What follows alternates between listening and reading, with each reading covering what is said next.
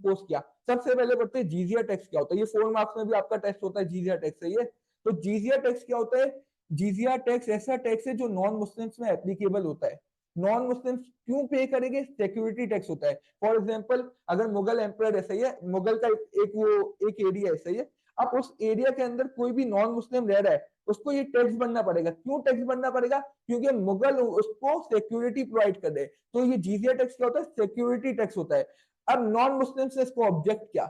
Non Muslims ने क्यों object किया इसको? क्योंकि ये सिर्फ टैक्स में था, मुस्लिम्स में नहीं था, नॉन मुस्लिम्स में था। तो नॉन मुस्लिम्स बोल रहे थे आप डिस्क्रिमिनेशन कर रहे हैं on the basis of the religion.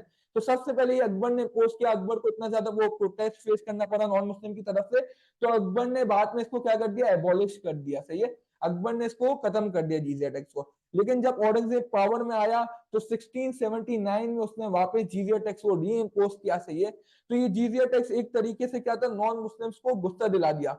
Non Muslim को जाहिर सी बात है गुस्सा क्यों आया होगा? क्योंकि डिस्क्रिमिनेशन हो रही है कि मुस्लिम टैक्स नहीं भर रहे, नॉन मुस्लिम एक एक्स्ट्रा टैक्स भर रहे। सही है, ये एक इंटरफेरेंस थी रिलीजियस मैटर में।